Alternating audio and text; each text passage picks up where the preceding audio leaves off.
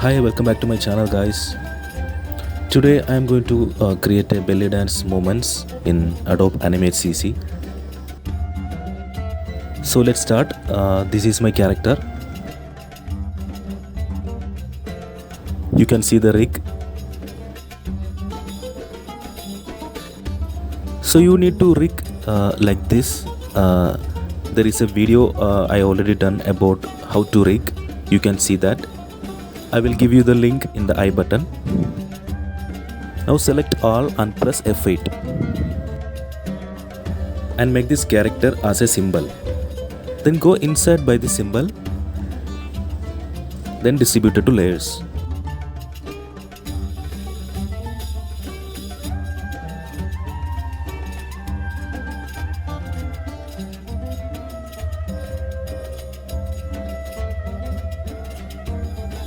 The main movements of this character is in the hip, so we have to animate the hip movement first.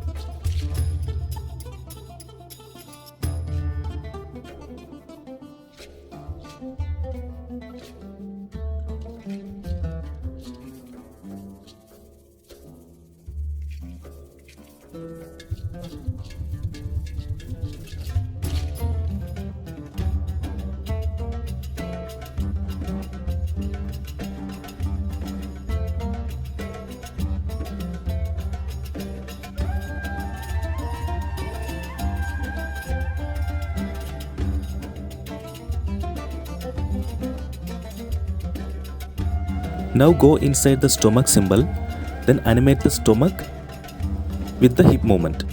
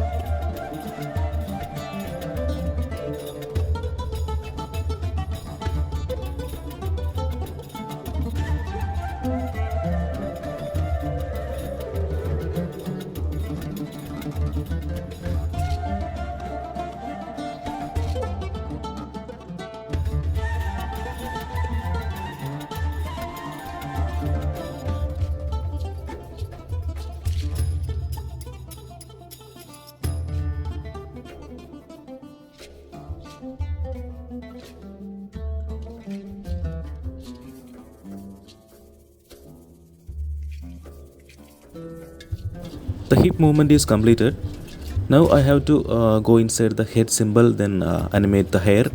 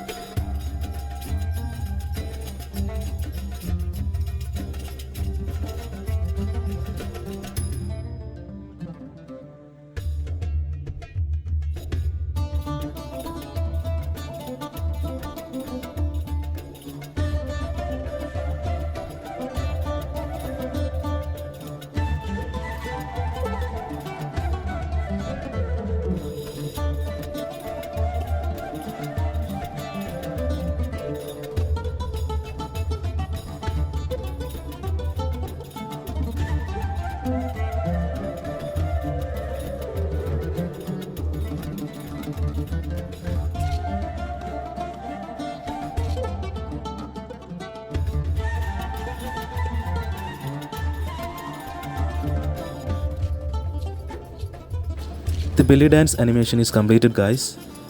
Thanks for watching. If you are watching this video first time, don't forget to subscribe. See you in the next session. Bye bye.